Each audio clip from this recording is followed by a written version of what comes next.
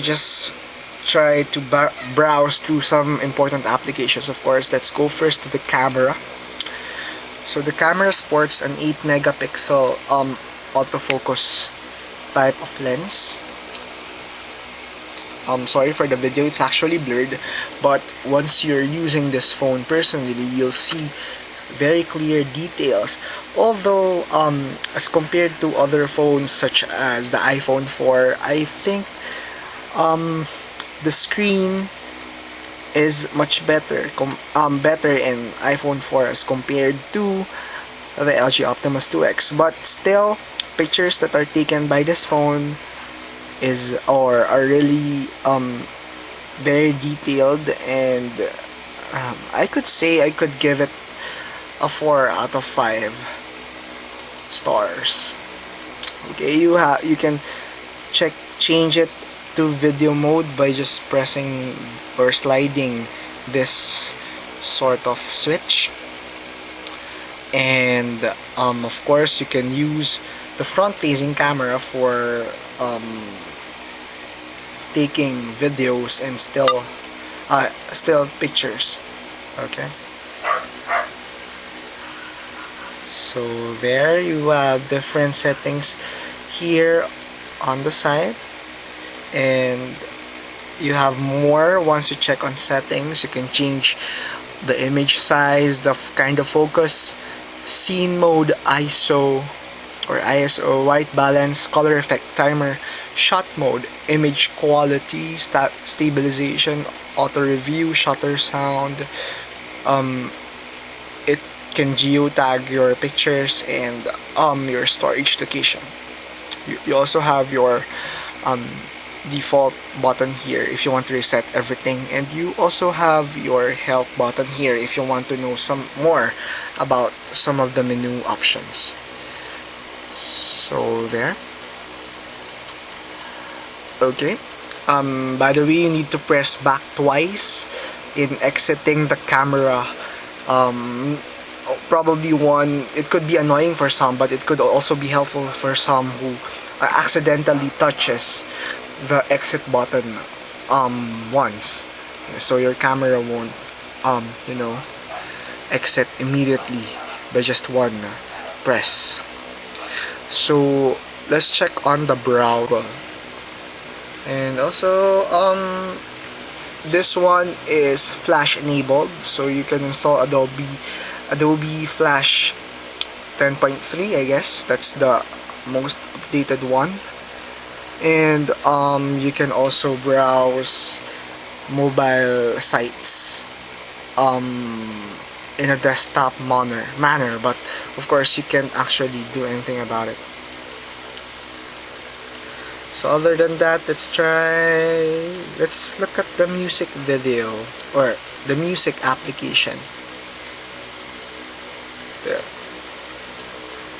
So this one is the music application, but if you tilt it this way, you can have sort of like an iPhone style of browsing, wherein you have album arts all over the place.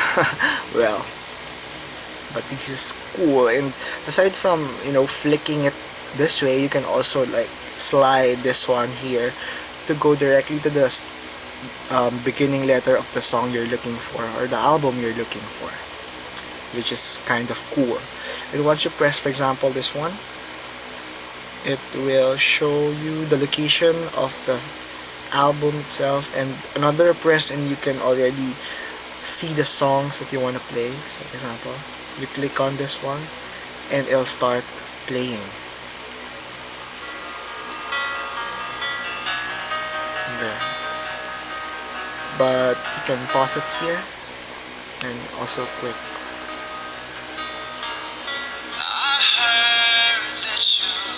And once you exit, it's still playing. That's where the notification bar comes in. Of course, you have the let's pause it for a while. So you have 5 dedicated shortcut keys. You have the silent button, you have Wi-Fi, you have the Bluetooth button, and the GPS one, and this one is for auto rotate. And what LG did with the notification bar is include sort of a music control section or area wherein you can automatically control the music that's playing in the background in case you want to operate the phone while listening to some music.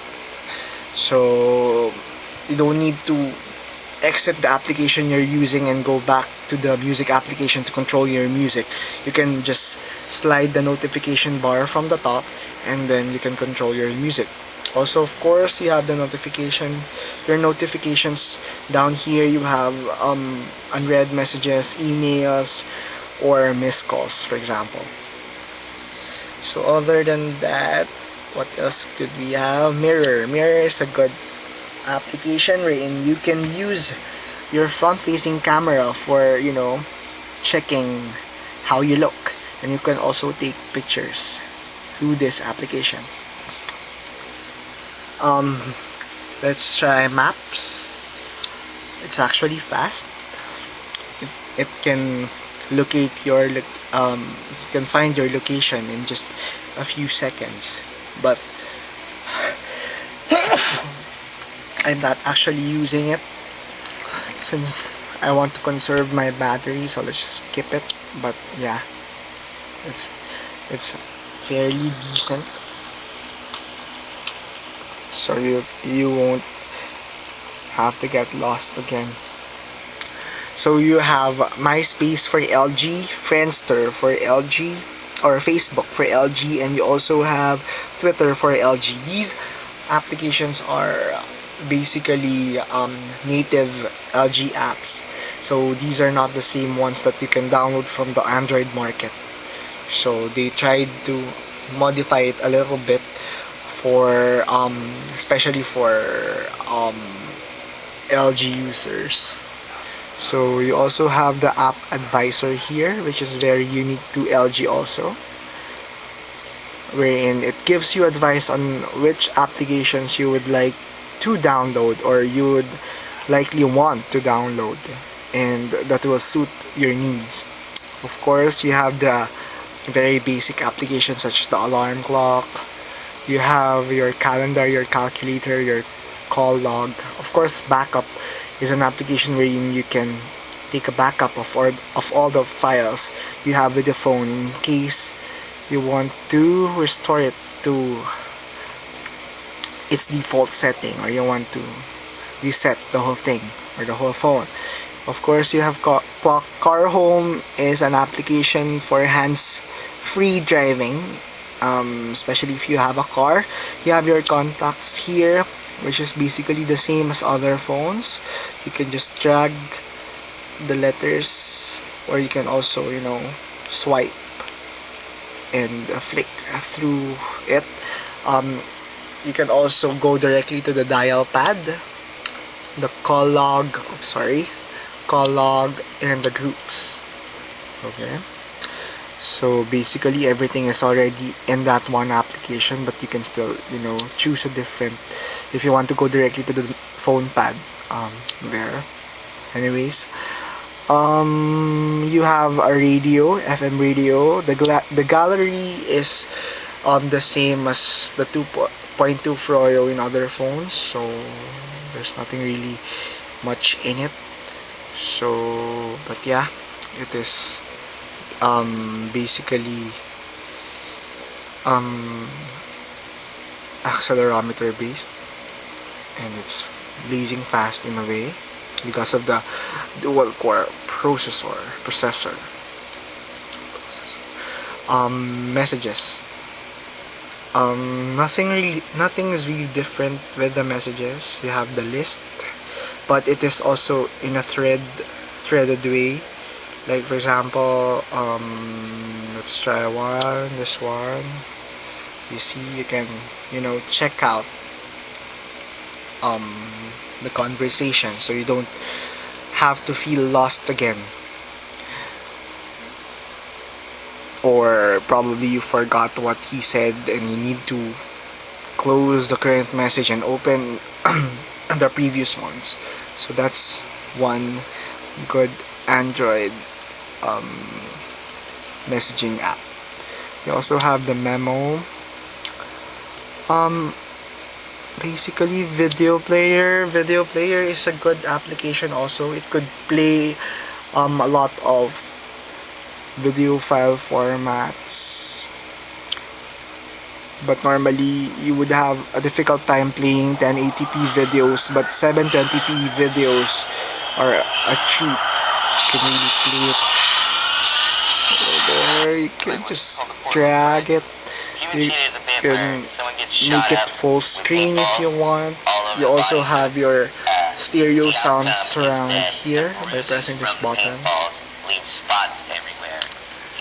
So there's your video player. Other things you would like to check out, of course, these are just some of the apps that I installed. YouTube is also a good application. You have sort of a list of videos you could watch, and then by clicking on one of them, example, you have this view here of the video, and you can still see infos about the video here, related videos, comments. But if you try to turn your phone sideways, it will automatically switch to a landscape view, which is full screen, so you can enjoy the video that you're watching in full screen. I'm sorry if the connection is a little bit slow because I'm actually downloading something in my computer, so it's eating up some of the speed of the connection. But either way, in the settings, you have the same usual settings. You have wireless in networks call settings. Sound, display, gesture is somewhat not available in all Android phones, but this one, it's available here. You can like turn to mute, turn to snooze, preview next picture, preview next music, pause and mute. So you have some gesture commands there which you can edit. And you have your location and security, applications, accounts and sync, privacy, SD card and phone storage, language and keyboard, voice input and output, accessibility. HDMI is also unique to this phone because of its HDMI capability. So you can just change the resolution to 1080p, 720, or the regular ones to 480p. Date and time and about phones is what I've said, or what I've mentioned. This phone is stuck with Android 2.2 Froyo, but LG promised to release the upgrade to Gingerbread soon. So guys, with this phone, you should check it out soon. Anyway, that's it for the phone itself. I hope you were able to have a short or at least a glimpse of what the phone could offer. If you have questions, by the way, you can just post it down in the comment section and I'll be glad to answer them. Okay, so again, thank you for watching and see you. Bye.